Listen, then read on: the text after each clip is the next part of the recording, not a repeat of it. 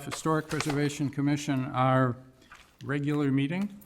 We have a number of interesting items on the agenda, but let's start with the roll call, please. Certainly, Member Bergman. Here. Member George. Here. Member Liebold is absent. Member Minor is absent also, excuse me. Member Nickel, Here. and there's one vacancy. So Chair Kraus. Here, and we have a quorum, thank you. We'll do a couple of housekeeping items. The first is the consideration of the November 10, 2021 regular meeting minutes. The minutes were in our packet. There was, gosh, it was nice to have a policeman come to my door again and hand me a packet. I missed that. They were in our packet from, delivered on Friday. Are there any corrections, additions, deletions? If not, I would entertain a motion to approve as presented. I so move. And a second? Second. We have a motion and a second. Any further discussion? All in favor signify by saying aye. Aye. Anyone opposed? Next item is the consideration of the minutes of our closed session. And as I understand the rules, if we have questions on these minutes, we then would need to go into closed session to discuss those changes. But if there are none, we can proceed in the regular order. These minutes were also presented in our packet on Friday. Are there any additions, changes, deletions, or do we need to discuss in private session? Let's do that way. No question. No? I would entertain a motion to approve the minutes of the November 10 executive session as presented. I so move. Motion and a second. Any additional discussion? All in favor signify by saying aye. Aye.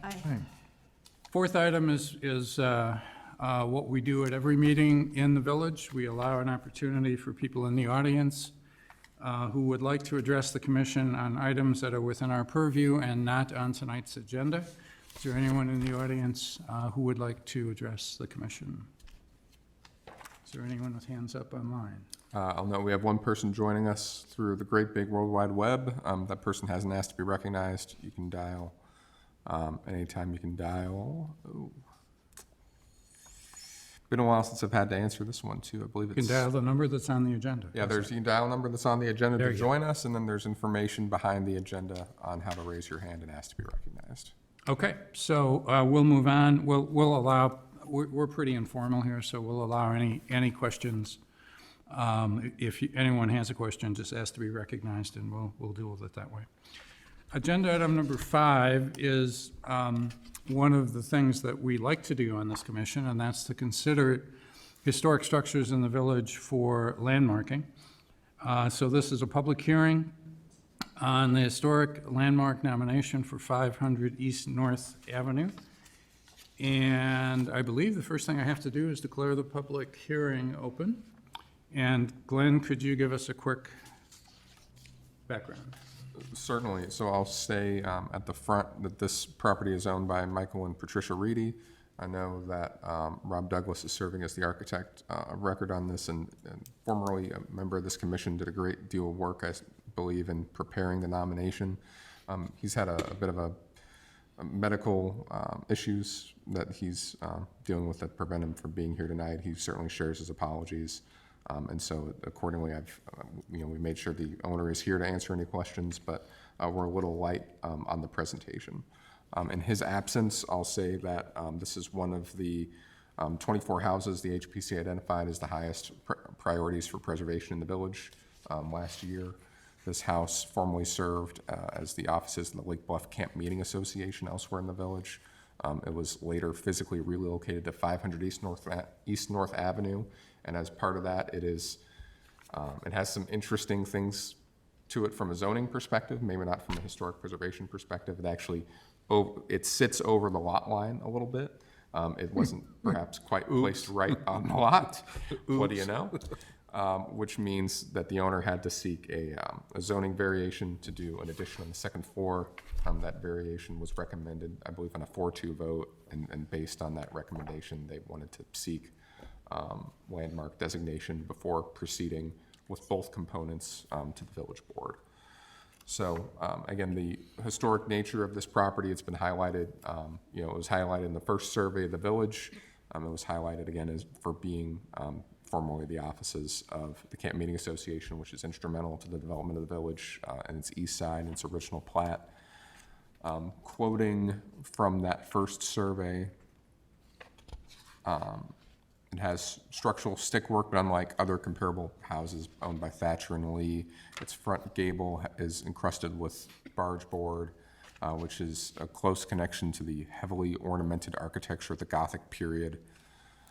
It was stuccoed and expanded, which itself actually, we think of stucco as maybe cheap, but many houses around this time had stucco applied to them as a way of upgrading or beautifying the houses, and so that's a period treatment, part of the history of the property of its own accord. Again, it has this gable front, of which there's a handful of cottages in the village with a similar treatment, and in many ways, claimed by our surveyors as a good example of a Gothic revival structure in the community, and also as one that would, quote, very likely meet National Register criteria and be individually eligible for the National Register. It was also previously identified on statewide surveys of historic structures in 1973 and 1975. And this I'll put up on the screen here for the benefit of the group. And while you're looking to do that, I'll tell you my personal story of this home. A good friend of mine, good Lord, 30-plus years ago? Just yesterday. Yeah, it seems like yesterday. Owned that home, and I had the pleasure of throwing up my back, helping him carry a cast iron bathtub out of the one bathroom on the second story. Almost fell down the stairs, the two of us, and it took a lot of spirits, let's say, to make that right over probably the next 15 years. So that's my history. Of that Steve, story. do you mind telling us, because I remember the people who lived in that, but I've forgotten their name. It's been Only, Olney. The Olneys. Day Olney, yeah. yeah, Dan and Craig only. Nice people, sailors. We were in the yacht club together, and I crewed on his sailboat for years and years. But that's my personal story for that home. Well, the present owner thanks you for taking it out. I'm sure. Yes, yes. I don't know where he put it. Okay, anything else? I rudely interrupted. Yeah, there are again photos included in your packet. I'm happy to answer questions about any of these if you like. I think that really addresses the merits raised by the applicant in the application. So procedurally from here, you should accept any public testimony. Then you should deliberate. If you would wish to recommend this to the village board for action, there's a draft ordinance in your packet that lays out what that recommendation could look like, including suggested criteria you would highlight as to how this meets the merits, the criteria provided in the ordinance. If you have any changes, of course, we can include those in the motion, and that can be reflected if and when this is considered by the village board. If there's any home in the village that requires few questions as to its history and its historic nature, I think this is one of them. Right, this is a fabulous example of Old Lake Bluff. Yeah, And it is. You know, as soon as you start talking about the Methodist Camp Meeting Association, you know, this is one of the houses that comes to mind, this and Solomon Thatcher's house and the Hobbs house and some of the others. And so this is right in the groove. What I like about the house is the gingerbread barge work that's over the windows on the front gable, with that all of the cutouts. So in addition to the stick work on the gable, I also like the gingerbread work that occurs there. So I think that's very evocative of the period. Is Mr. Reedy here? Yes. Would you like to make any comments, or? Honestly, I don't have much to add. Okay. If you, I'm not sure how much you've done research, but at the History Museum, there's troves of information about this house, lots of photographs. It looked much different. There's a wonderful photograph of the front of the house, which used to have a big porch, with all of the ministers standing on that. Yeah, we looked through a lot of that. Yeah. They actually sent us a packet of about 100 Great. Christmas cards that they used to send out at our house on the front of the house. Great. Mr. Reedy, I'm sorry, just so that if anyone's participating online can hear you, would you mind speaking into the microphone? No. I don't mean to be overly formal, but it's... No. They sent us a bunch of Christmas cards with the picture of the house on the front. That was very cool. Yeah, that's great. Do we have any questions of?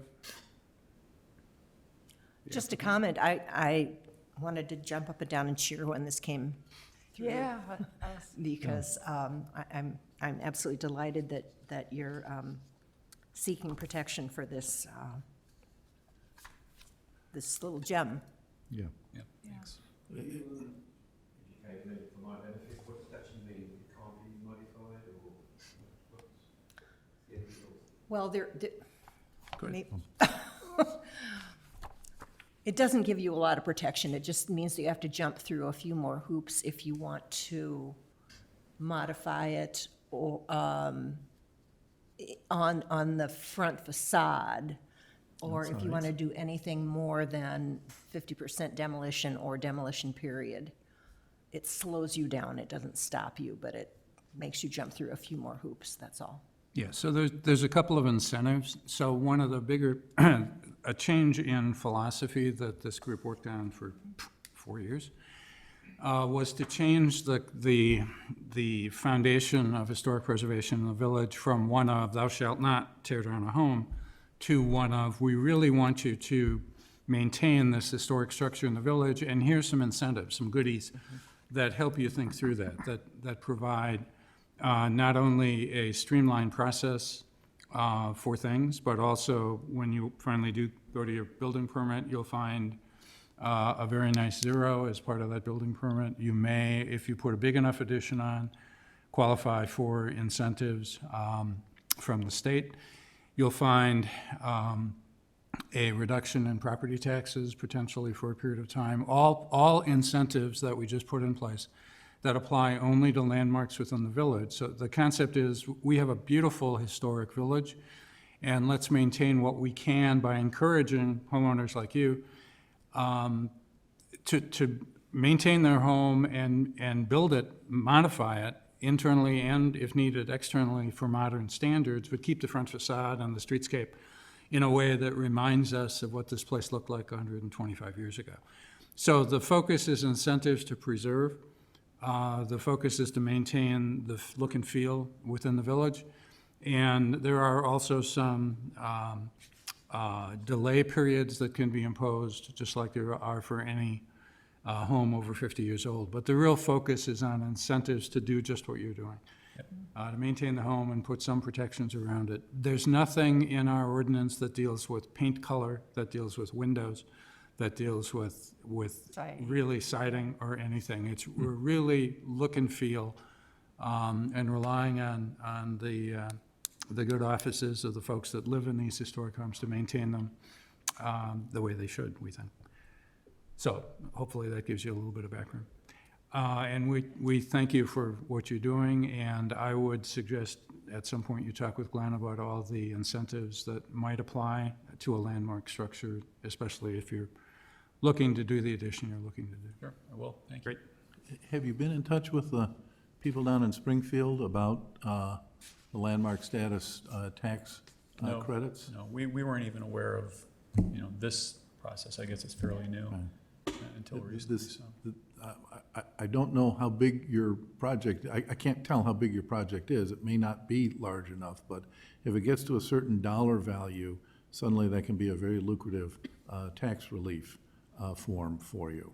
Okay, So thank you. We'll look Raises into that. taxes for 8 years. eight plus four, you can freeze your property taxes, you can freeze the differential of your property taxes for 8 years, and then there's 4 years of step-up after that. So you can lock your, you can lock your property taxes in at today's value, then make the alterations to your house, which theoretically improves the value of your house. You don't get taxed on that improvement for 8 years, and then at the end of 8 years, then they begin adding 25% of that increased value to sort of gently bring you back up to what the current value is. No, that's So, fabulous. That's a lot of money. That's a lot of money. Just to add to what Steve was saying, one reason we get excited too about landmarking is that we recognize that when someone requests their home to be landmarked, they really realize the the historic nature of their home and the importance of maintaining it, and they're committed to being good stewards to that. So that is kind of like just the initial background that we like to see coming forward. So thank you for And that. any home that has a brass plaque in front of it is deserving of this honor. Okay. Just to be clear, I should have said this before, so there are two things we're doing with this property. The first is considering a landmark. That's we're in the middle of the public hearing for doing that. So that's the house as it is right now. And then, once we go through that, then we'll have an advisory review for the change to a landmark. So we'll do both of those tonight, Okay, Okay. separately? then? separately. Okay. Yeah. Item 5 and item 6. Any other questions for Mr. Reedy? Member Bergman, just to your comments, I'd mentioned we've had a few conversations through the project of reviewing this process about landmarking, and so we did look at that tax credit one period in time fairly early on. And this project not quite big enough to hit that threshold, but did want to Okay. make sure you knew we had looked at that, and Great, we're looking okay. at that anytime we touch these type of properties. As long as people get to know about that. so. Yeah. All the more reason to, put the new kitchen in, I was just gonna say, you may want to update the kitchen. That would count. Just joking, just joking. Thank you. Okay, thank you very much. Any other discussion? You know, I meant to go back and look at a lot at the pictures, and I didn't. I'm just curious I know 2 additions were put on. Were they those 2 wings on the side, or Steve, do you know from being in the house? Are you going to go to the History Museum and Yeah, I can. put in 500, and we can look at a couple of photographs? Okay. Search at 500, just a minute. I'll say Rob Douglas, the architect, is very articulate at walking through that. Unfortunately, I don't know that I can duplicate his So go to presentation. the one with the, I did watch the PCZBA meeting, so, and they talked about 2 additions. I just didn't know what they That were. would be that's the 2 little porches on either side of the front gable, I isn't was it? wondering what, Wouldn't you think? Any thoughts here? I'm looking for the one that has a bunch of men in black on the standing. Right. Just go Okay. ahead. Go to the first one. Got these. Typical of Lake Bluff in that era. You want to catch tonight's lake breeze. yeah. That, What do you think? Camp Meeting Association. I can go to the on that? museum and look it up. Yeah, Apologies. yeah. That's one of the challenges, trying to go to the museum's database, because it's not easy to search. But my memory of this house is the photograph with a porch on the front, which is where I think that front extension is right there. Nothing on the sides, and then 15 men with beards and black hats standing on the porch, opening the Camp Meeting The Association. Methodist ministers? Yes, they were the Methodist ministers. Anything else?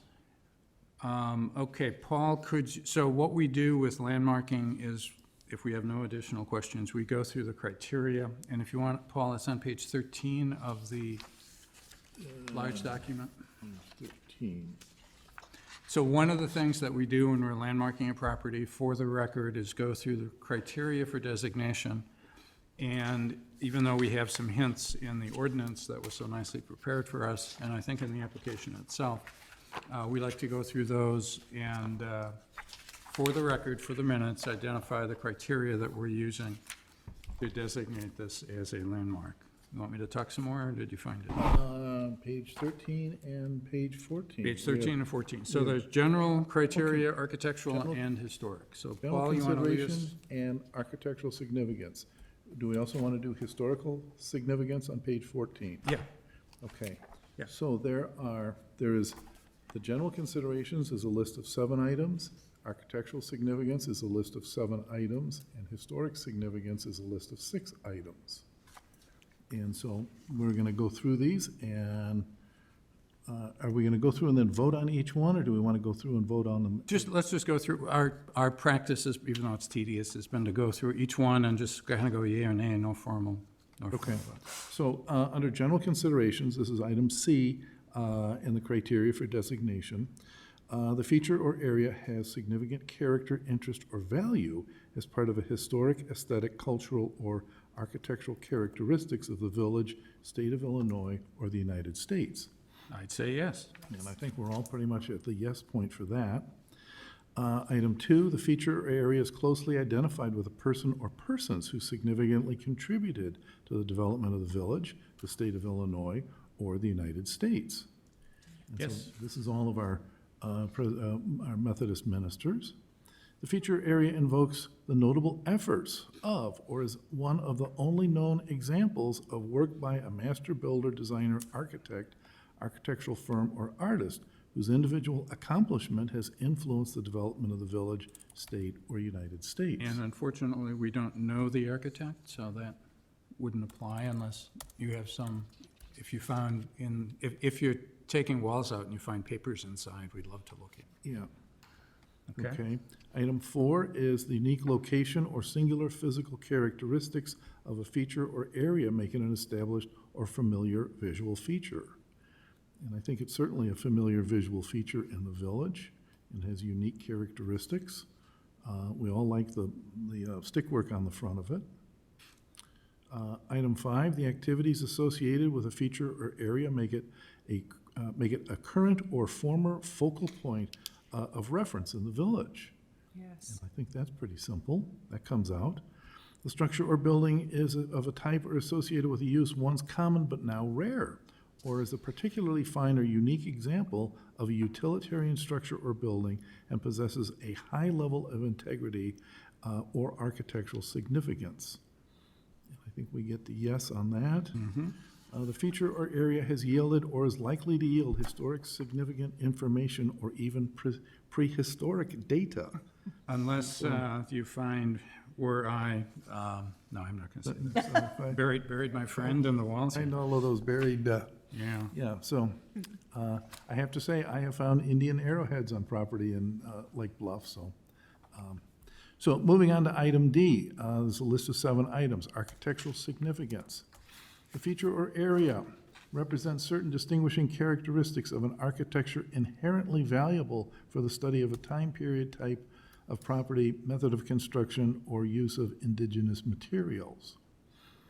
And so this has, I think, distinguishing characteristics. Item 2, the feature or area embodies elements of design, detail, material, or craftsmanship of exceptional quality. I Say think that yes. gets to a yes. And if anybody has any No, go ahead. discussions, please interrupt me. Completely So, agree. item 3, the feature or area exemplifies a particular architectural style in terms of detail, material, and workmanship, which has resulted in little or no alteration to its original construction. We certainly said that about the center gable of this house. Item 4, the feature or area is one of the few remaining examples of a particular architectural style and has undergone little or no alteration since its original construction. That gets to yes. Item 5, the feature or area is part of a continuous grouping that has a sense of cohesiveness expressed through a similarity of style, characteristics, time period, type of property, method of construction, or use of indigenous materials, and accents the architectural significance of an area. We wish it were, but it's not. So we think not? No. Okay. Item 6, the detail, material, and workmanship of a feature or area can be valued in and of themselves as reflective or similar to those of the majority of other visual elements in the area. So is it highly similar to other houses in the village? No. If we compare it to the rest of the stick-built houses, it's part Well, of a that's true. group. So it is It's part part of of an a- identified group of the stick houses. You think Okay. of Lee Cottage, and you think of Thatcher House, and Okay, so I hadn't thought about that. Yeah. they don't have to be right next to each other, I don't think. So, Okay. so item 7, the landscape is significant in its own right as a work of landscape architecture and not merely as a complementary setting for one or more structures or buildings. No. And so I don't think we get to it there. So, okay, so paragraph E, there are 6 items here. Historic significance. The feature or area is an exceptional example of a historic or vernacular style or is one of the few such remaining properties of this kind in the village. I think it's Yes. Item 2, the feature or area has a strong association with the life or activities of a person or persons who significantly contributed to or participated in the historical or cultural events of the United States, the state of Illinois, or the village. Yes. And with all of our Methodists, the feature or area is associated with an organization or group, whether formal or informal, from which persons have significantly contributed to or participated in the historical or cultural events of the United States, state of Illinois, or village. It's a big yes. Item 4, the feature or area is associated with a notable historic event. And can we put the Chautauqua, I think this, I Event would think be that's more designed broadly. as a singular event, yeah. okay, So I would say no to that. you think no? Yeah. Okay. The feature or area is associated with an antiquated use due to technological or social advances. Nope. And the feature or area is a monument to or a cemetery of or a historic person or persons. I hope not. It's not a monument yet. So I won't even comment. We may. Okay, We great. may bury Mr. Kraus under there. So we have the reasons for the landmark identified. There's some changes from the draft, and I'll go over those with you later. Do we have any additional discussion on this? No, I think we, Seeing none, I think this is right, I close the public hearing, and will now consider this for discussion by the commission and a vote.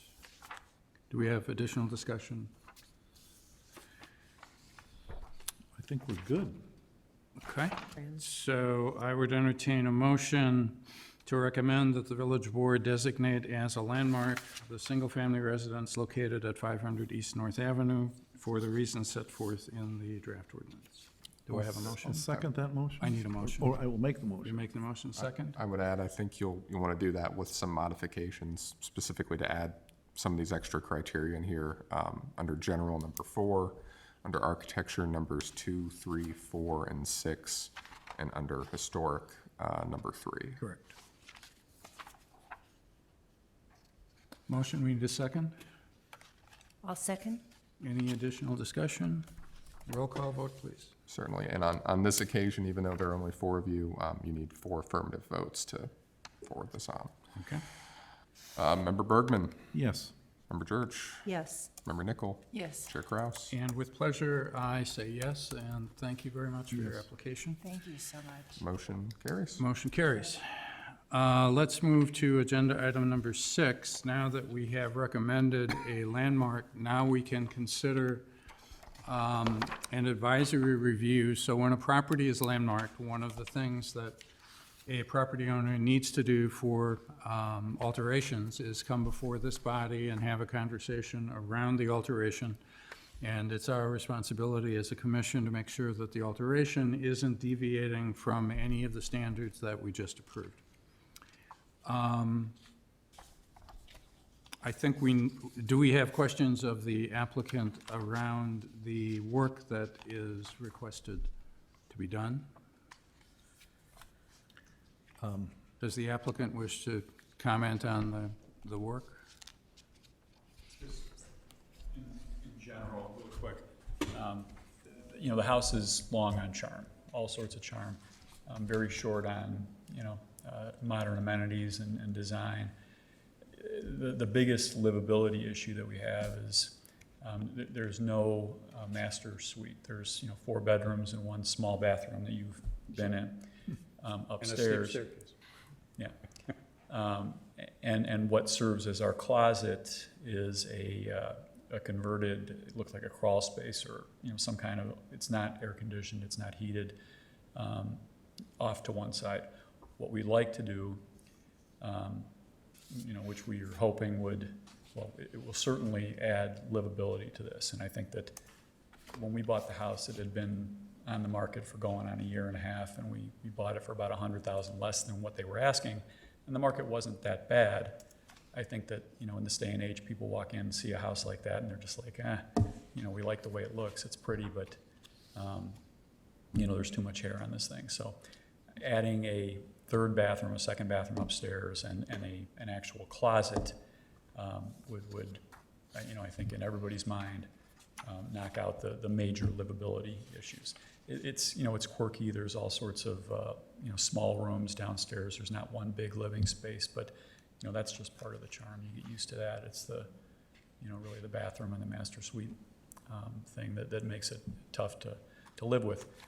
The objections from, a couple of the PCZBA members were more based on just the thought of we are overhanging our neighbor's property. And, while we're not changing the footprint, we are building more mass. We're basically we're dormering that side. So all of a sudden this space becomes usable. And based on principle, a couple of the members, had issue with it. My argument would be, first of all, our neighbor next door and I both agree that it actually improves our situation. We're able to take the eave that overhangs her property back about 18 inches by doing this. So it's no longer, when I have a raccoon problem, it's my raccoon problem. Last summer, I had one and it was both of our problem because they just walked over to hers. There's right now about 4 inches between the roofs. So that's it. That's the project. That was the objection, and we're hoping. Great. So my understanding then is when you, your request is to make these changes, and these changes are really not visible at all from the front, from the street. No. I, No, it is me and my next door neighbor that would see this. The back is all treed, so yeah, we are literally the only two people that know. it's a second dormer in, so it's kind of even Yeah, hidden by that first Exactly. dormer. You can't see any of it from the Okay, so it street. won't change front No. facade at all. Are you gonna lose the arborvitae that are in front? Aren't there several tall, There are 3 between our houses. No, those stay. That's okay, because that's part of what masks not Right. being able to see between the houses is that, Exactly. that's there, so. exactly. Although they're too big now, so we can still see what happens, and she can see what happens. But Okay. more, That's what more neighbors charm. are for. Right. Yeah. And I hear you about closets. I've been in my house since 75, and it was about 2005 before we had a closet in the master bed, before we had a master bedroom and had a closet, so it improves life amazingly. So, any other questions of the applicant? Okay, thank you. Thanks. Any other questions of this request? Or this review, this advisory review on the proposed alteration to a protected building? If not, I would entertain a motion. I have That- one, I have one question. Yeah, go ahead. About, sort of process. Yeah. Mr. Reedy ended up in front of PCZBA with this very complex problem of a zoning issue. But this is something that falls into our bailiwick of when we want to try, what our HPC wants to try and communicate with the PCZBA and say, hey, we think this is a really cool house, and we want to make sure that if it's already in violation, maybe a little bit more violation isn't so bad if it's going to improve the house. And so Yeah, I'm so sort of the wondering about. process of coordinating HPC's and the village board's approval of the incentive-driven historic preservation scheme, that still has to be done. That's what you guys are gonna have to Yeah. do in the months to come.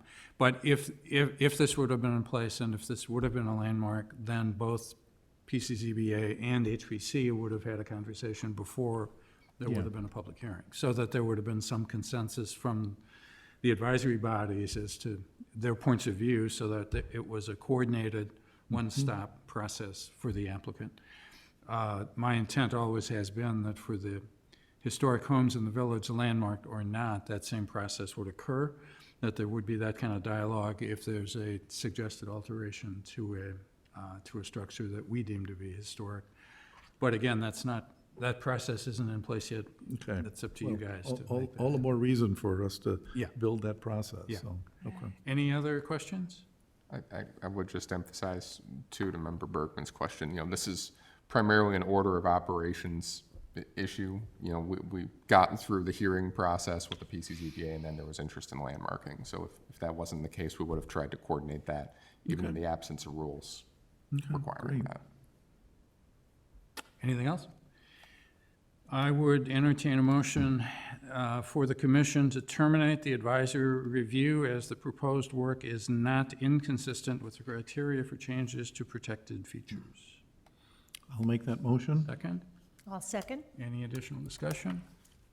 Roll call vote, please. Certainly, Member Bergman, Yes. Member George. Yes. Member Nickel. Yes. Chair Kraus. Yes. Motion carries. Motion carries. Thank you very much for landmarking. Thank you for investing in the village, Yes. for investing in our history. We appreciate it, and we hope that this becomes a good story, a good case study, a success story of somebody looking at a historic home, moving into that home, fixing it up to current standards, keeping it historic, and working with the village, working through the process to make it all happen. So thank you for what you're doing.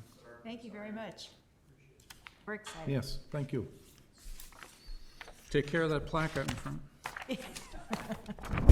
The people standing on it. Yeah. At their watches, I mean, their phones. Okay, agenda item number 6 is a significant demolition review for the property at 358 Foss Court. On the first day of this month, there was an application seeking a demolition review for 358 Foss Court. That application was triggered by the requirement in the ordinance, HPC ordinance, that if over 50% of the exterior wall envelope will be demolished, there needs to be an advisory review for all structures that are at least 50 years old. So this petition, this request meets both the 50-year threshold and the 50% threshold, which is why it's here. Glenn, do you have any other background for us? Certainly. So I will note the applicants joining us via Zoom tonight. If there's any questions for them, again, I think this is fairly self-explanatory. In our prior surveys, it's been identified as a contributing property and not necessarily a significant one. All the data that we have on this property is tucked in as the 8th attachment to this item for your consideration. Again, really, maybe better characterized as a substantial renovation rather than a demolition, but it modifies enough of that exterior envelope to come to you for review. I guess the only thing I would say with some amusement is I went out to this property to post a sign at the property. Had a couple of the neighbors come over, and they were very happy that something was happening here. So I understand the structure perhaps has been vacant for some time, and now has new owners that are investing some effort into it. So do you want to just go through what the applicants on Zoom, right? Yeah, and we can. What would the applicant just give us a quick summary of what is being proposed? Yeah, sure, no problem. Good evening. This is Rudy Dell on the line. So basically, what we're proposing is a demolition of the second floor, squaring out the top floor to be less angled, the roof line's less angled, basically giving it about an 8-foot lift. Trying to maintain the gable look in the front, adding, keeping the double gable look in front, maintaining the integrity of the first floor for the most part. All we're really doing is going to be on that second floor, adding a nice master suite, master bedroom, and then also adding a bathroom up there for the other 2 bedrooms that will be on the second floor. And then basically, adding some updates in the kitchen, and then also on the first floor powder room. And then in the back, you'll notice in the plans that we do have a mudroom that will be going in the back, and just making sure that it's updated and moving the washer dryer right now from the basement up to the first floor. And is there any square footage being added to the footprint? You said a mudroom, is that addition on the back? No additions. It's all within the footprint of the original square footage. Okay, so in essence, no change to the footprint, taking off the second story, which is what's triggering the 50% threshold, and then rebuilding with a slightly different, with a very different roof line, and treatment, especially on the right side of the home. Correct. Okay, square footage is staying roughly the same? Roughly the same, yes. Questions from the commissioners? Do you know how long the house has been vacant? From my understanding, it's been completely vacant for at least 6 months. There were renters in there for 12 to 18 months prior to it being vacant. It was in foreclosure. Oh, okay. It was vacant before the 18 months, too. Okay, so, It's been, Do you want to use, I think there's a hand hold up. I'll make one comment. I carried a cast iron tub up to the second floor of this house, and they're gonna throw it out. You live here long enough and you got a cast iron tub store. It's been a good 5 years since somebody lived there that had an interest in the house. There was a lady who was a very nice neighbor who lived in it for a couple of years, or close to a couple of years. She paid rent for a while, and then the owner stopped paying for utilities, and she stopped paying rent, but she just continued to live there. We had trouble understanding it. And by the way, I'm Bill Price, and I live next door. You live next door, yeah. Right, Okay, great. which Hey, Bill, house, thank you for the comments. yeah. which house did you live in? I live in the English Tudor to the south. To the south, okay. And to the south of me is a historic house in Lake Bluff that was built by Marshall Field for his employees, It was a rooming which house. was the Dalton House, and now Bill Nissen owns it. Yeah, actually for female employees to use while they went to the camp meeting. Right, right. Revival meetings, yeah. Right. So That's a great house. So that's a very funky little neighborhood in there, so. It's a nice street. It's a nice street. We've had 3 houses on the street that weren't maintained. This is going to be, one is sold and is being maintained very well. One, the house portion has been maintained. We're hoping the yard gets maintained a little more. And then this we're really looking forward to, because the yard has been an absolute mess. Weeds everywhere. And everybody on the street tries to keep their grass without weeds in it. And then you see all of these seeds floating all over the place. Okay. I hear you. So when I went and took a look at the house, I drove down the driveway and looked at the garage. Is Rudy Dell gonna do any work to the garage? No one has been in that garage for 4 or 5 years. The people, the lady that was living there never put her car in the garage. As I said to the developer when he was there, that's gonna have to be torn down. I think it's rotten around the bottom, but I haven't really tested it. Well, So, Mr. Dell, do you have plans for the garage? At the moment, there are no plans. Obviously, it's going to need to be inspected, and it's going to need to, I'm sure, add some reinforcement to the walls and potentially the foundation. But as it sits today, there are no plans to update the garage. However, I do agree with my neighbor. It will need some improvements. Okay. It looks like it is actually on the lot line also, so I don't know. Excuse me? Is the garage on the lot line? It's not on the back line. Okay, it sure looks I awful don't tight. know It's about awful- the east line. Yeah. The lot line on the south goes down, and I wanted to make a comment about this, down the middle of the driveway. We share a driveway. And I have an easement over 4 feet of the 58 house portion of the driveway, and they have an easement over 4 feet of mine. And the one thing during construction, I hope that the developer will take into account that we live there and we need to be able to access our garage, and they're gonna have a lot of trucks and things. We need to work on that. Yeah. That's my one concern. But I really, And that's a very fair concern, and I understand that completely. Fortunately, I've done work with my contractor and the architect on a home in Lake Bluff on Ravine Forest. And from what we've seen, neighbors were happy with the developer, with the contractor, the subs, very respectful of the neighborhood. The last thing they want to do is frustrate the neighbors, and that's their intent, or never their intent, of course. In that regard, I will comment, we mentioned to the developer when he was at the house, and we were the couple that were talking to him, that the yard was just overgrown. And within a week, they had landscapers there and at least shaved it. And they've done it a second time now. So, I mean, we're feeling very good about that. Great.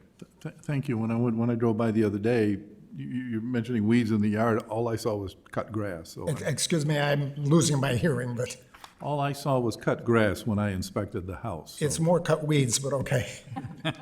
Cut greenery, how's They that? look the same from a distance. It's hard to find a blade of grass. Okay. Okay. Other questions of the applicant? I do have one. I'm looking at the architectural drawings of the east elevation, and when I looked up some information about this home, after I got all this paperwork, it showed, and it's not very clear in this photograph here, but it showed an OG front door, which is one of the, one Nice feature. nice little architectural feature there. And I noticed you've got a pretty standard front door.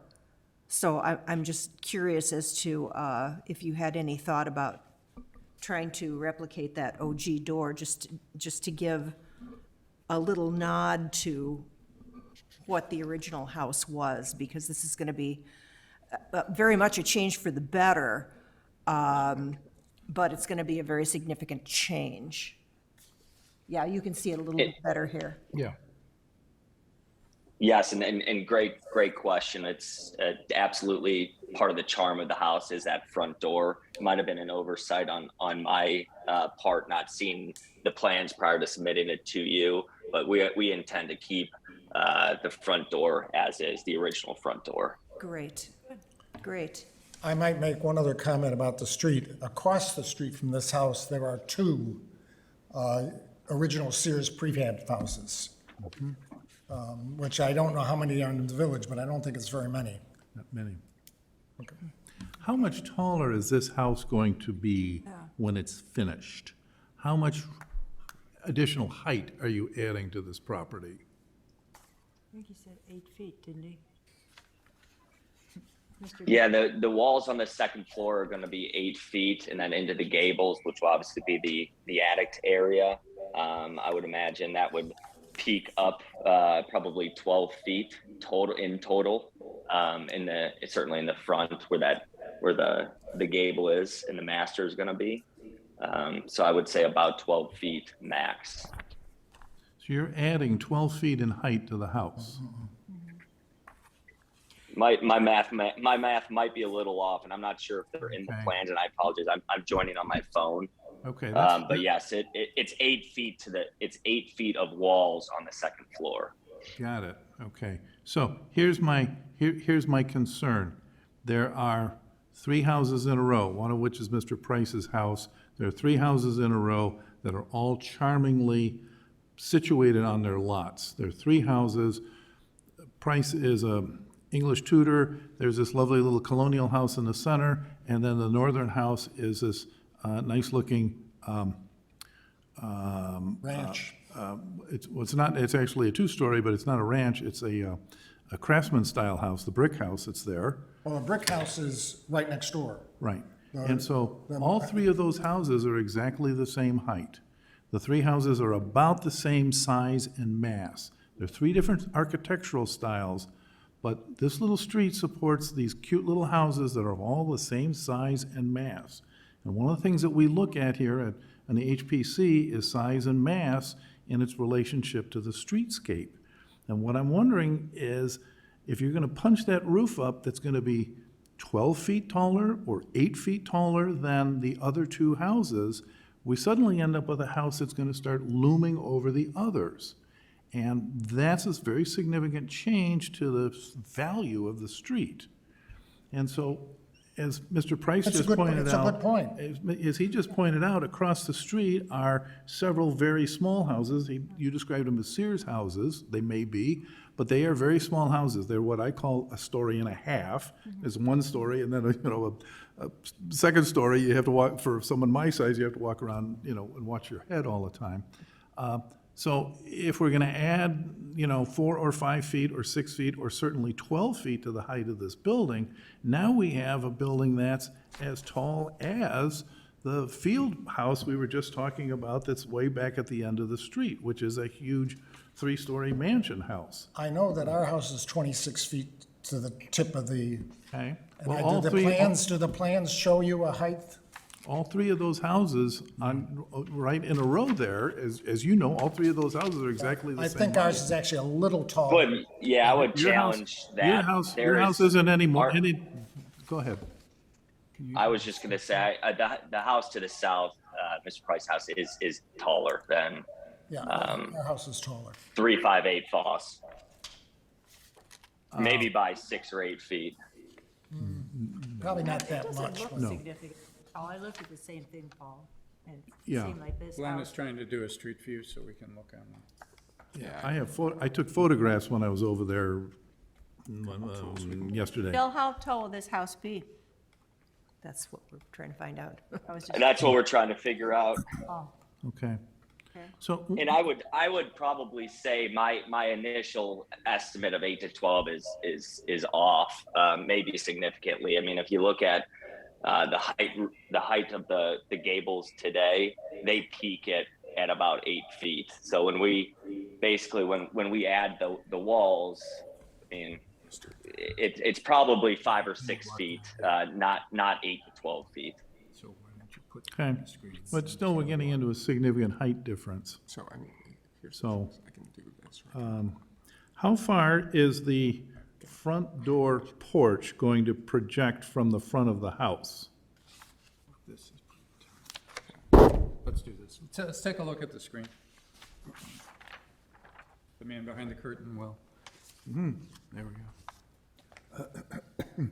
Now, if you look at the cross gable on the Price house, that looks like it's just about the same height as the subject house. Okay, and then the house behind the pine tree, the red brick house is roughly the same height also.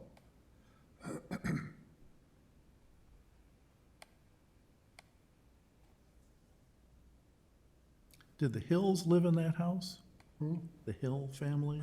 That was the Hills house, but they've been gone for 20 years. Yeah, right. About 30 years, maybe. Yeah.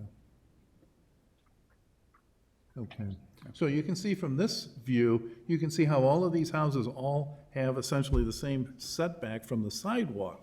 And they form this nice rhythm of pattern. You have 3 sets of gables that sort of march down the street and all in a very nice rhythm.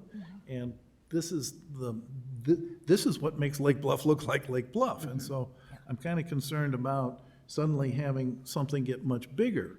And if you live on my street, where we've had enormous houses built, and you have a house that just towers over the other houses, it builds a incongruity in the streetscape.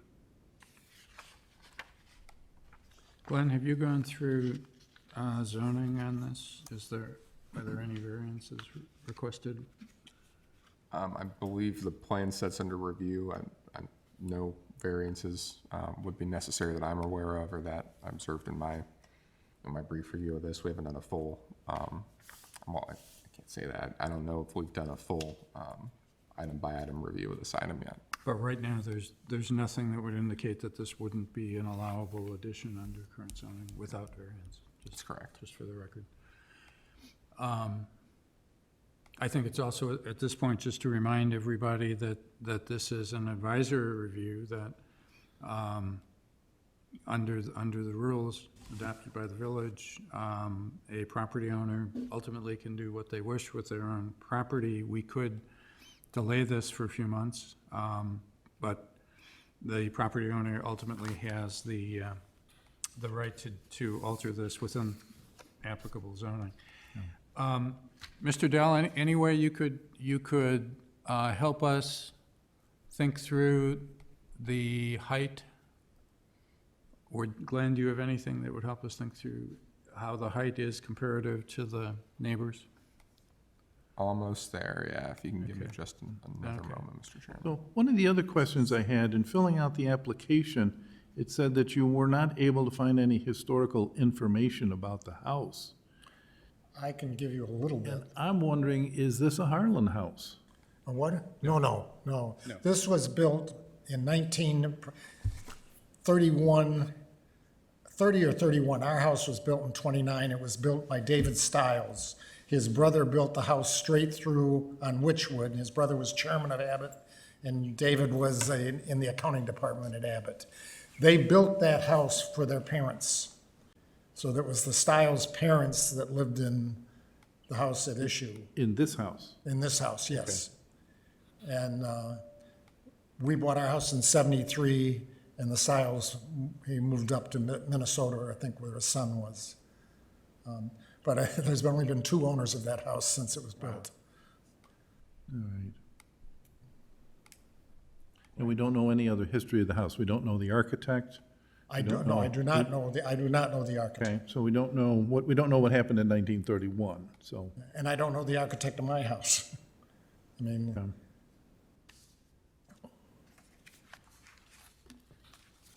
Yeah, so I'll show 2 pieces of information here for the good of the order. So I've got this scaled at the ridge at 31 feet tall as proposed. I don't have an existing drawing here. I mean, there's a couple ways we can guess at it. I wouldn't feel comfortable doing it here. We do have some LiDAR laser measurement of heights in this area. This is very scary looking, and even scarier looking for not having an aerial photograph here. But these are house footprints, and so you can try to take spot measurements of the ridge here by clicking. I wouldn't rely on it too much, but it's saying it's hard to get because of the foliage. You can't get the property at Foss, but looks like the adjacent properties at the ridge, you're talking 21, 23, 24 feet. And somewhat consistent along this line if you can visualize it. This is the subject property right here in this tree grouping. So the neighboring homes are 21 to 24 feet, and this proposed house might be around 31 feet? Yeah, and that's this is an imprecise measurement. I mean, it's not really made for foot tolerance, but ours it's was in the ballpark. 26 feet.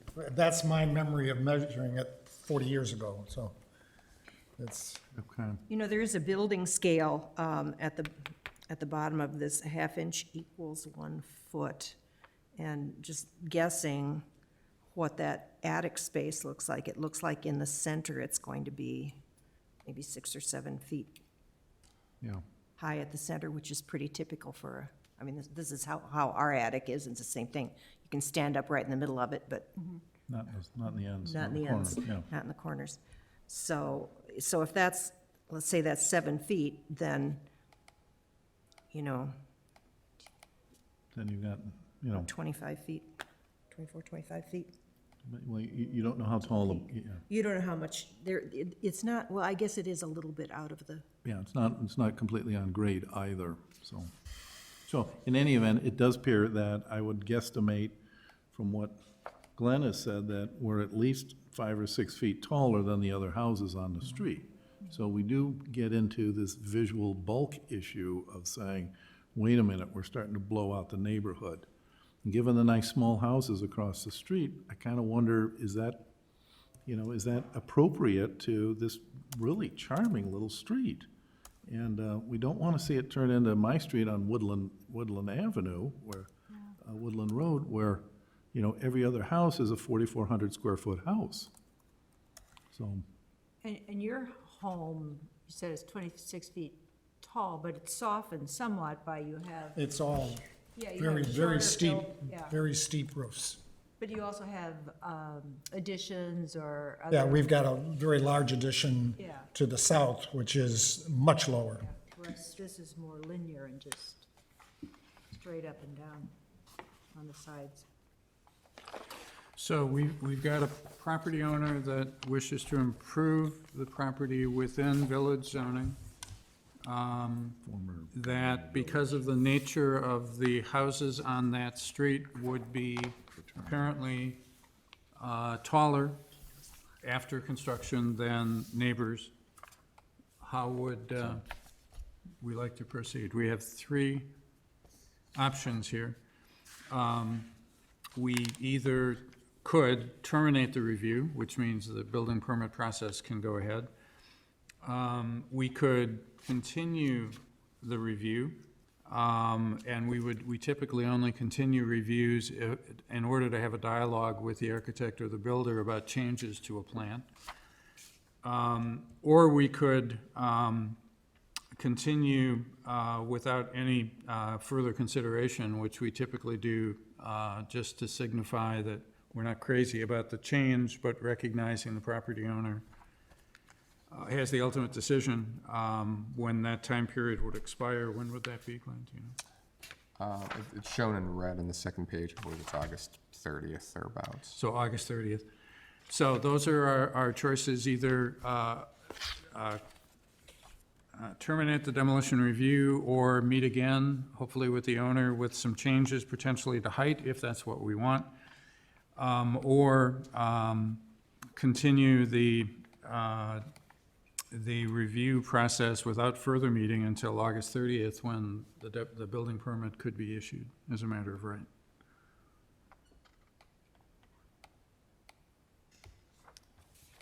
Mr. Dell, is there any chance of softening that line, that height? I think that's something that my architect and I can review and look at. I think, you know, anything lower than probably the standard 5 or 6 feet, you know, prevents us in some capacity to adding, you know, adequate air, air conditioning and heat, HVAC throughout the system, because that our plan is to have that up in the attic. But, you know, to be able to continue to proceed down this path, I think we need to consider some options. But I would at this point say it would be very challenging to make that any less steep. It's already fairly, it's already not that steep as is. So I think we'd have an issue making it any less. Okay. Does the second floor have to grow to, you said 9 feet? Were you 8 foot? Yeah, he's got. And yes, it does, to get the standard height that you'd see in a neighboring home.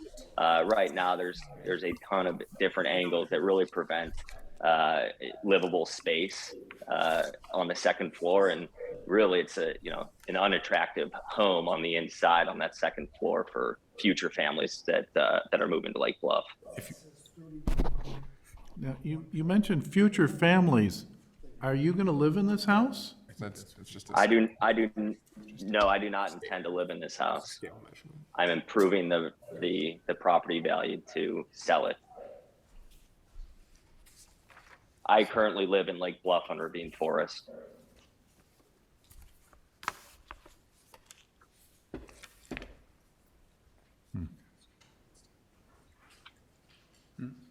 Okay. Well, So Glenn is looking, he's got some information on houses down the street. Let's expand our search and look not just at the next door, but further north. Yeah, so and again, apologies, we didn't know this conversation was coming necessarily. We have better ways to show this as an exhibit, and we're trying to do it on the fly. So here, kitty corner, 351 Foss Court. Our numbers look like you're talking about 33, 34, and that's a substantially larger property setback further from the street, but you're at or over this line, 35 maybe at the point. Oh, sorry, I need to show this. And it's hard to see through the trees here. Oh, it's even harder if this doesn't cooperate. Is that the house next to the Nissen residence? Yes. Okay, so that's behind the fence. You're behind a fence. It's got a tower you can't see, which was added on maybe 10, 15 years ago. As you can see, you can start to see here the steepness of that roof line. And then towards, and I'll use a reference here just because it's hard to make out from the Rorschach blotches, but at the end of the street, 235 Sheridan Place, 249 Sheridan Place, those are coming in probably around that 30, 31 foot value, plus or minus. Again, maybe a little more on the minus side, but taller than the other buildings on the street. Are We those go. both on double lots, at least? Those look like standard lots in this vicinity. So it's really just the houses at the back that are bigger, and then the houses adjacent to them get to a little wider lot, but these all look about a consistent width. And so that, so many darn trees in Lake Bluff makes it hard to see what you're doing. Yeah, those darn trees. So, what's our pleasure, Commissioners?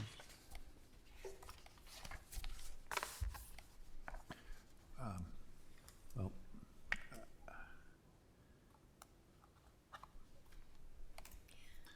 I'm very challenged about the height problem. And I'm very sensitive to the height issues in, the height and bulk issues when it comes to historic preservation. This is a charming little street, and once you tip a street over, then all of the other houses start to tumble down, and you start losing them one by one. And so Lake Bluff doesn't look like Lake Bluff anymore. So the fact that this is a speculative venture and not a residence is something that leads me to be a little, perhaps a little firmer in my feelings about this. And I also agree that I think the front door could be detailed a little better. I think there's other detailing that could be done to the house to improve the lake bluffiness. I won't say charm factor, but improve the lake bluffiness of the house. Bluffiness. So, okay. Gotta be a It's better an term. extremely inaccurate phrase, but. Okay. Other Commissioner comments? Any? What are our choices again for moving So forward? choices are to terminate the demolition review, meaning the building permit could be issued Okay. as soon as staff is finished. We could continue the demolition review to next meeting, to next month, and discuss it again, and ask the owner and his architect to consider some changes. Or we could continue without a further meeting and allow the demolition request to expire at the end of August, hoping that more time would allow for more thought on the part of the property owner. To that, I'd also add too. So first memo we're writing like this under the new rules, so next time we'll spell this out more clearly. But you have almost a fourth option, right? So there's a new provision in the new rules that says, you can make you can make an approval conditional upon mutually agreed conditions, right? Yeah. So if the owner agrees to specific things, you agree to specific things, you can make your approval, and then they would have to come back if they'd want to deviate from that. Something like that door, I mean, you have a difference in the plans. The owner has clearly indicated, I presume would indicate again, they'd want to do the door in that historical style. You could have that be a mutually agreed condition, but that would require, you need to give an approval to condition it upon something. Okay. I don't see getting into that level of detail on a conditional approval. At this point, I'm wondering if we can ask the owner to come back next month and perhaps give us some other thoughts on what could be done. I mean, I understand that you want to have a nice fulsome second floor, but it is a colonial style house. The colonial style houses are known for all of their gables and all of their quirky second floors. That's part of the architectural style of a colonial style house. And that's why these houses all grow dormers and grow shed dormers and individual dormers. Are there other things that can be done as far as revamping the house? That said, I also don't want to stand in the way of the neighbors who are tired of having this, with the bad grass. We've had plenty of foreclosures on Woodland Road also, so I share in the pain of watching other people's grass grow. But I think I would like to ask if we can see a little sharper detailing on what to do with what is really, aside from the fact that it's been vacant, this is really a very charming house. And it's part of a very charming ensemble of houses, with the house to the south and the house to the north of it. It makes a nice little group of houses. And so I think we can, I would like to see if we can do something better with this. So that's my thoughts. Other commissioners? Other audience, if you could use them.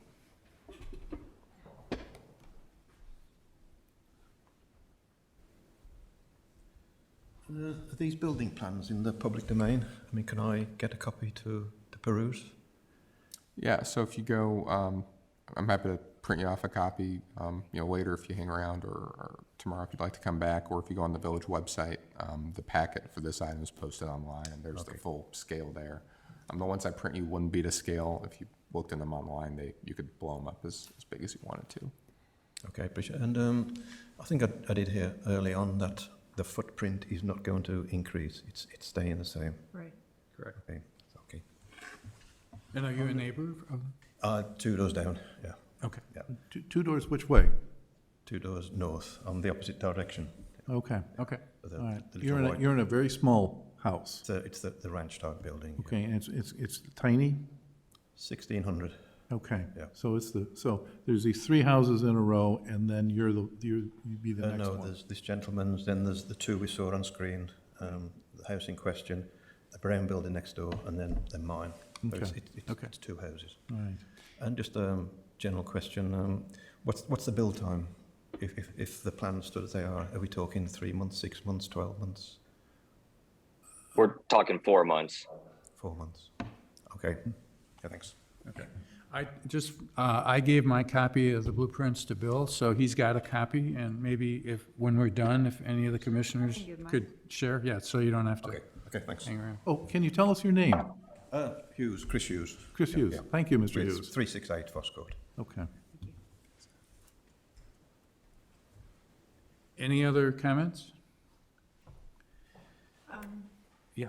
I share Paul's concern about the height.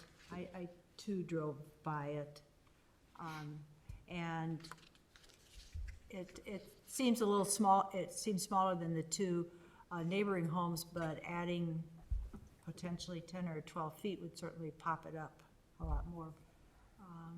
So I think I would be interested in seeing if the architect and developer can soften that somewhat and maybe kind of, that's a primary concern. Okay. Mr. Delph, are you willing to work with your architect, given what you've heard from us today?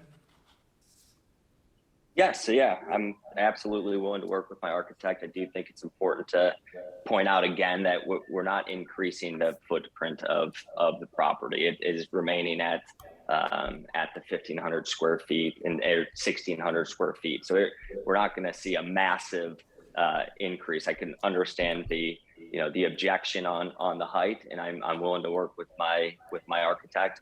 After looking at the plans a little bit deeper, I think it's closer to probably about 5 feet to 6 feet of difference, and not my original 10 to 12. So I do want that on record, and then we can, work together to get, to find some common ground, because I do think, we are going to be able to improve this property, improve the street. It's going to be a great looking house. So that's just the last comment I have. Thank you. We do appreciate your interest in upgrading this property. That's to the benefit of everybody, neighbors and the entire village. So we do acknowledge and appreciate your efforts. And we appreciate your willingness to work with this group. to investigate if there are other ways to soften that height, or at least understand with definitive drawings what that height is and the differential with the neighbors. So we'll all, I know at this end, we'll all be better prepared. So I'm going to suggest that we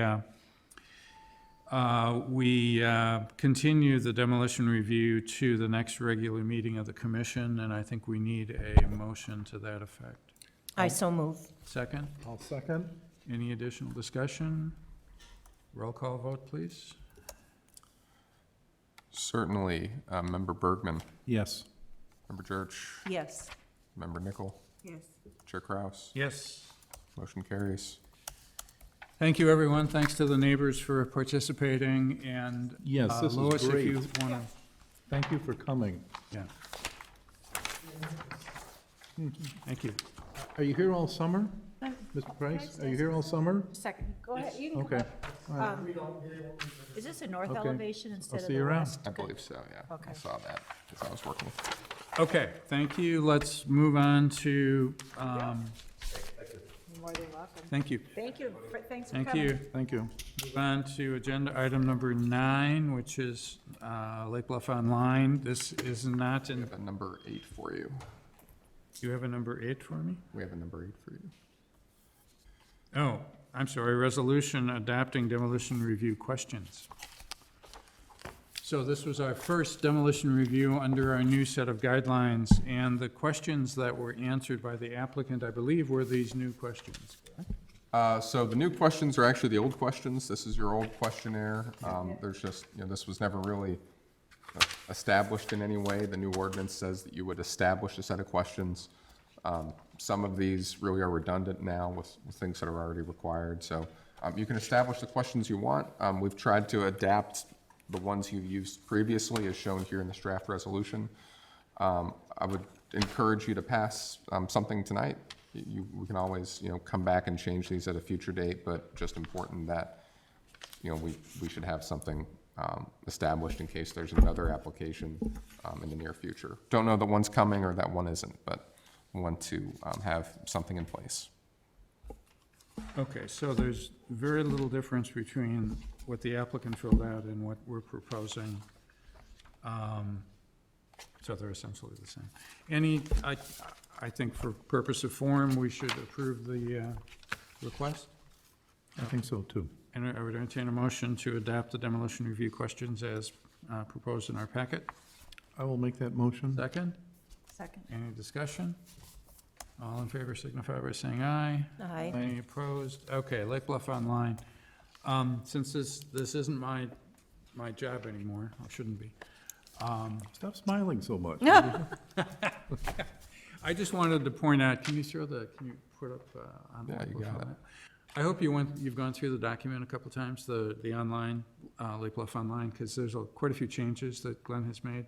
First of all, it looks prettier. Oop, pop it up. There we go. So it's much more colorful. The colors, it's color coded based on historic significance, kind of same as the others. If you zoom in, and now it includes the entire village. So you see the terraces are essentially identified because we have survey data for everything. And if you click on, so what is another nice feature is that the house numbers are there. So in the draft of this, there were no house numbers. So if you click on, go to the east side and click on a house. And you click on a house.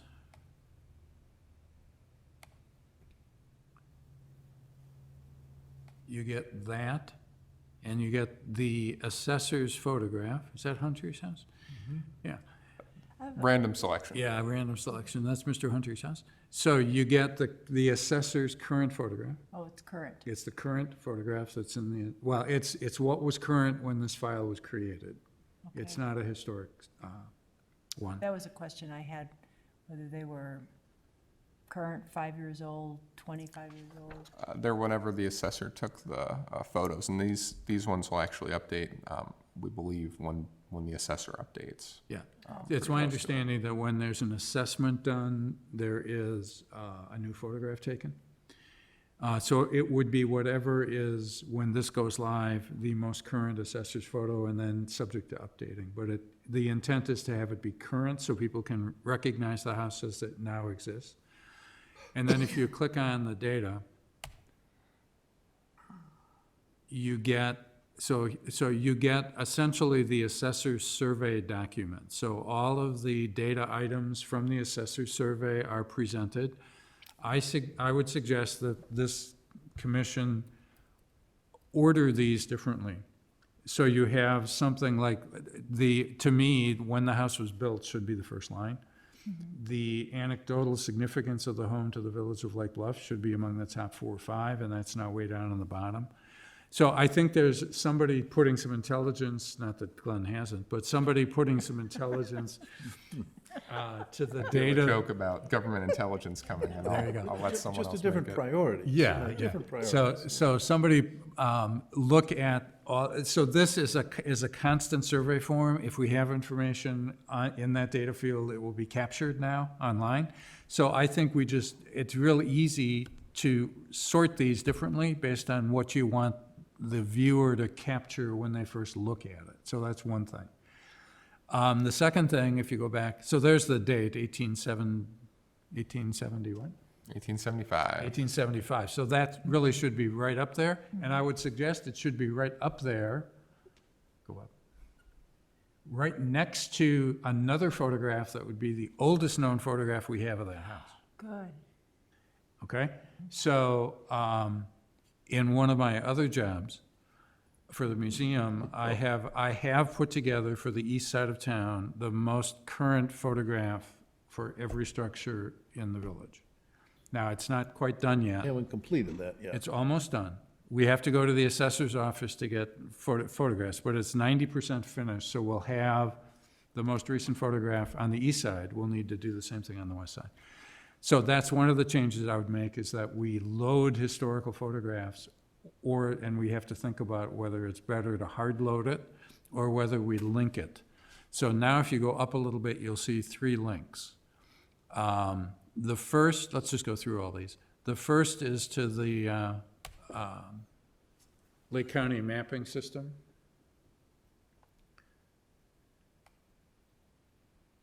And there you'll get other pieces of information. You can drill down on all kinds of different things. This looks much like the information that was in the draft. So this would show all the elected officers,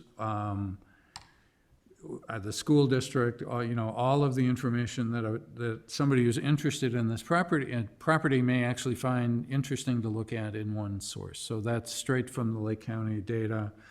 That is not data that resides on the site. It's data that resides and is controlled by someone else.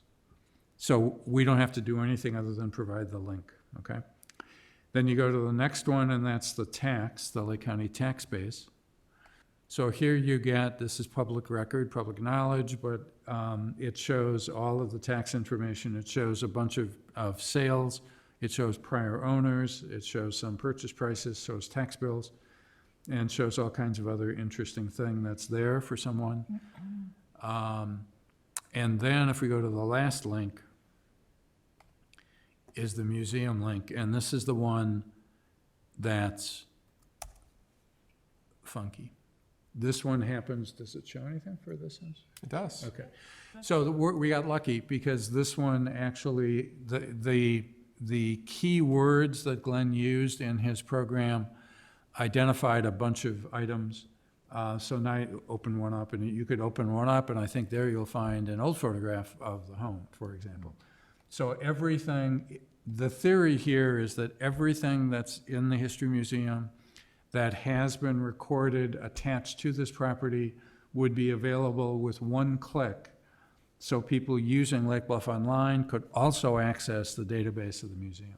Again, the museum, this is the museum information, but it would be accessed through this system.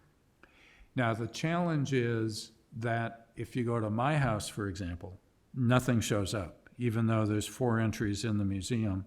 It doesn't show up because when that data was entered for my property, it was entered differently than 708 Park Place. There's some other set of keywords that were used. Well, it was cleaved off of another property. Right, well, that's not, yeah, it was, but that's not why you can't find it. It's because, for example, some of the museum records contain the word avenue in the search, some don't, or Prospect Avenue. So, and for some of these, you have to have avenue, for others, you can't have avenue. So the museum needs to clean this up. Yeah. And that's a museum So, problem, not. Actually, Steve, you said earlier that you've put together the oldest photograph that you've been able to locate for the program that you've built for the walking tours. And it would seem if those photographs are readily available, so that if we're gonna have to cut and paste all of those into this thing, we can maintain that link. But if you wanna have, when you're browsing through this thing, if you pull up the house and you want to see the comparison house right next to it, why don't we use the photographs that you've already captured? And just Sure. simply hang a date on it, say 1875, boink, and that can be a static photograph. That's never going to change. Correct. Unless What someone we- finds an even better photograph, but that's We rare. can do that. But for Bob's house, there's 7 or 8 entries, Yeah, and there's a lot more than just the photographs. yeah, but that's the secondary part of information. It is If the you're- secondary part. When you call the thing up at first, you're just browsing. Okay, do I have the right house? You know, that's cool. What did the house next door look like? You know, blah, blah, and you're looking at this for any number of different purposes. And I think the first thing you need to see is the current tax assessor's photograph, so you can say, yep, that's the house I'm interested in. And, oh, that's what it looked like in days of old. And then move on. And if you want to get into the deeper history of it, then you're off to the museum. Well, that's what's gonna have to happen. Yeah. I still think that the magic in this is that if we can get the keyword structures right at the museum, the magic is in getting all of this, just like Len did. Everything the museum has is right there at the first time. Yeah. So, but again, that's not this group's responsibility, that's the museum, and I'll be working on it from that end to see what we can do. So the idea here, if you go back to the home screen, so it's rearranging the home screen so that we get the most relevant information up front. It's adding the old photograph, and Glenn, you got to think about how we do all that. And then what else do we want to highlight with what we have captured in the surveys? What do we want to highlight for a viewer? And is there something else that we want to add? So I would suggest, as you guys begin to have this discussion with the newly constituted body, whenever that happens, I would suggest going back to the Evanston Lakeshore District, remember that? That's what started a lot of this, and look at what they've captured and see if there's stuff that might make sense. The Evanston Lakeshore District, for example, captures all of the building permits that were recorded by the city of Evanston for that property. It's pretty amazing. Yeah, I don't know how relevant that would be, but it captures, it captures ownership, it identifies owners, so they've gone through and done more work on historic owners. So that's, I guess, my only thoughts on this as you start implementing. What were you saying again, Steve, about the narrative about the house? Is that something that's still in the works from Scroll, the museum? So, Glenn, like, could you scroll down a couple of lines, because there's a line that's there, I think it's on this side, if you can scroll down, it says something about the house. Right. yeah, yeah, There I we saw go. that. An It's one important- line an from the important remaining survey. summer house, Yeah, okay, so there's at least that initial little teaser. that's good. When you go to, I remember Janie and I looked at that Evanston one a lot, and when you go to it, I think for me, what was really fascinating was the narrative description about the house. It's So there's some significant. other sources you guys can think about. So this house happens to be on one of the walking tours. Okay, So there's a 2-paragraph description of this house that has a brief history you could either link to that or add it in that part of the database, even though that's more work for Glenn and his team. I'm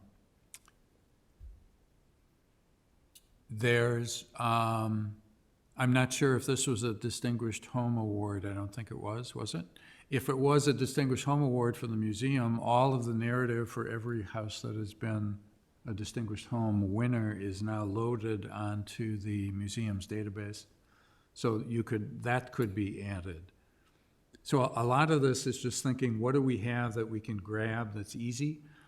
And, put a master plan in place for how you'd like to see this thing populated 5 years from now.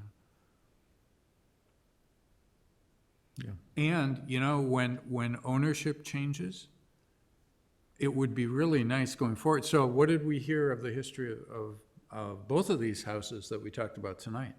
The current property owner knows who built the house and when it was built and who lived there and that there were only 2 owners. Yeah. That's not written down anywhere.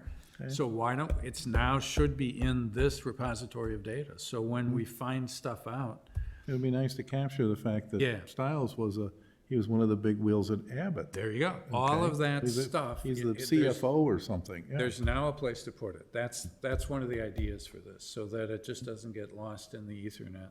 So it becomes a mother-in-law's cottage. Yeah. Yeah. Okay? So that's Lake Bluff Online.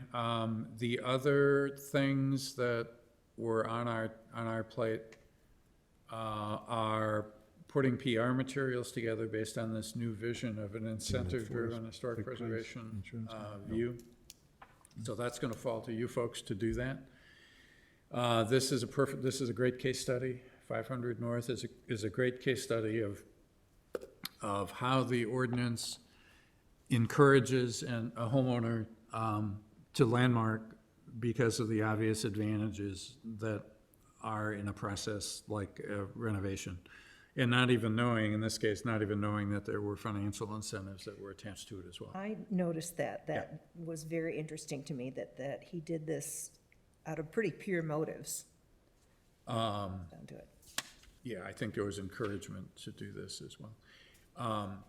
But the whole integrating historic preservation in Lake Bluff branding, which was an approved concept by the village board, this group is going to need to drive that. So you'll need to drive that. There should be funding to publish materials that talks about the new vision of historic preservation for Lake Bluff, with now one big case study as to how it can work. So I'd encourage you, as soon as you get a full commission, to just start meeting every month and work on all that stuff. Work on cool stuff. Yeah. And hopefully pick up, a couple of more landmarks along the way, because there's, it's now some real reason to think about landmarking proactively, especially when you got a new owner or, you need to upgrade your house. So that's it. That's all I have. Great. Wasn't so hard to get back into doing this. I don't think Well, Ben, Yeah, why are you leaving?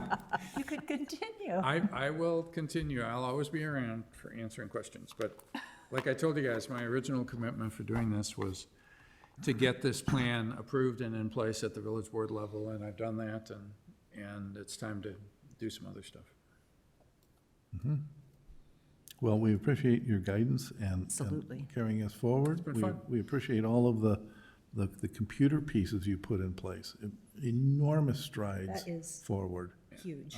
Something that's going to pay off, is already paying off, but is going to pay off in many ways into the future. Yeah, Yeah, well, forever. I just look at something and I say, can we do that? And Glenn Yeah. goes, I think so. Yeah, you and then Glenn are figures it quite a out. team. So, yeah. And I'll keep doing that as I find new tools and things. So that's all I have. Any other commissioner report? Anyone? Well, I was going to ask, I've been gathering field guides to American houses for people over time. It's called the McAllister Guide. And I think I've given most people older copies of this. And so I wanted to point out that there's a new edition of this. This is now a couple years old. This is about 20 bucks on Amazon. The older ones that I've been getting, I buy at the book sales, and I buy them for about $2 or $3 a piece. And so I've acquired a bunch of those and will continue to do that. And so, Lois, if you don't have one, I'll try and find one for you. But Be wonderful. I I don't, think do I've not given, have one. I think Glenn and Steve, you've gotten them, and I don't know if you have one. You need one if you're gonna be in the preservation business. So I just wanted to bring that up. And then the other thing I wanted to bring up is the other book that I've started gathering is called The American Architecture and Illustrated Encyclopedia. This is a couple years old. This is by a guy named Cyril Harris. I gave one of these to Steve Kraus. I have one for Glenn, because he's our number 2 person, so we're gonna pass this down to Glenn. And then I have another one to Santa give, Claus today. I have another one to give away. So whoever wants to grasp this first is welcome to it. So either Janie or Lois, whoever would like, but it's a cool, these are old library versions. Lois. So it all has library things on it, so you can take that. So it's the kind of great thing that you can pull down and say, oh, well, what do you call that thing? Oh, what is that? And so it's a book that just sort of helps us along in what we're doing here, so. Great. As I find more of those, Put me on the list for that one, those too. are more expensive and a little more difficult to find, but as those come into the marketplace, I'll just keep acquiring those and giving them away as part of our architectural library, so. Thank you. Thank So you. there we go. Any other staff report? Yeah, just briefly, a lot of new faces, I guess in some sense an old face as well. So first, you may have noticed Miss Lucy Prather is not a new Historic Preservation Commission member. She is with Elrod Friedman, the village attorney. We have her here this evening, both as it's your first time with these new regulations and also owing to your public hearing. Welcome. Lucy, would you like to introduce yourself a bit? I think that about covers it. My name's Lucy, and it's nice to be here this evening and to meet you all and learn more about How what long, you're- how long have you been with Elrod, and how long have you been practicing? I started in September, so it's been under a year. And that was, prior to that, I was a law clerk for a federal district court judge. Oh, that's cool. And I graduated from law school in 2020, so Okay. just starting my Okay, legal so career. I'm sure Glenn mentioned this to you, but one of the things you'll need to do right away is download the Lake Bluff History walking tours. Glenn did not mention that to So me. there's a whole series of walking tours. You know, Steve, do you ever turn the sales pitch off? This is very cool. We'll see you on the streets. I'm with sure your you phone. will. Yeah. Oh, yeah. Yeah, so they're all, I've seen these. yeah, the dog. Very cool. So if you want to look at some of the older homes. There's if you guys haven't done this for a while, there's a new version of the software, so you gotta download everything again. This will just take probably too long to do that on Wi-Fi. Oh, that's it. But it has, okay, so it tells you, this happens to be a walking tour, it tells you where you're going. And you can click to each one if you want. There's a map that shows where it is within the village. It's fun, so just Sounds do great. Lake Bluff Walking Tour on Google or Apple, and you'll download this, it's free, and when you're here and you have time, just take a walk. Great. So it's good. That sounds wonderful. Thank you. Sure. What a great introduction. You'll enjoy it. Anything else? Yeah, similar note, Eric, would you like to come on up? So some of you might have known or worked with Samantha Lennox, who was previously the village's graduate intern. Happy to report she has full-time employment now. She's with Housel Levine Associates, which is a planning firm down in the city. We're very happy for her. Recently collected one of her classmates, actually. Eric comes to us from the UIC planning program. And it's been 2 weeks and he hasn't quit yet. Yeah, So great. I guess we're only at a week and a half, but you know, All right. I'll stop counting sooner or later. Eric, do you want to introduce yourself? Technically just a week. Oh, Well, who's counting? You covered it pretty well. Yeah, I'm a Master's of Urban Planning and Policy student down at UIC. I'm originally from Pennsylvania, and I've been in Illinois for probably about a year and a half now. And I'm excited to get started with the Village of Lake Bluff. great. And I'll give you the same story about downloading the walking tour, so you can, when you're here at lunch, just take a tour. I think I already downloaded it. It was one of the links Glenn sent me on my first day. There you go. Well, thank you. Welcome. Thank you. Well, fun, yes, welcome aboard. Anything else tonight? Yeah, and finally, I suppose I'm obliged to know too, you might have noticed a few of the memos have the name, 414. live demonstration. It's also narrated, as you can tell. You may have seen the name Allie Caskey in a few of those memorandums. So Allie previously interned with the village as an undergraduate at Lake Forest College. She is in her planning program, her master's out at University of New Mexico. So obviously being at the University of New Mexico, she's not here in town, but she has agreed to help us out from time to time with a few things. And this was one of those. So probably won't see her this summer physically, but we saw her when she was visiting town, but did want to note that we have a little bit more help and certainly appreciate her assistance. So I would suggest that this group start thinking about ordering the historic survey data, and that's something somebody could do, is just switch around the data so that you have on Lake Bluff Online, you have identified what you want to have identified. Just think of that whole thing as a file. Every item on Lake Bluff Online is entered in an Excel spreadsheet, and you can sort any way you want. So how you want it sorted, let Glenn know, and you can just highlight what you need to highlight by ordering it, and then I'm sure he can do wizardry of having things bold and in color and boxed and all kinds of other stuff if you really want to highlight things. We've got a crosswalk actually. There are a couple of fun, air quotes, fun things about this project. The first was every time I would work on it, someone else would have changed something.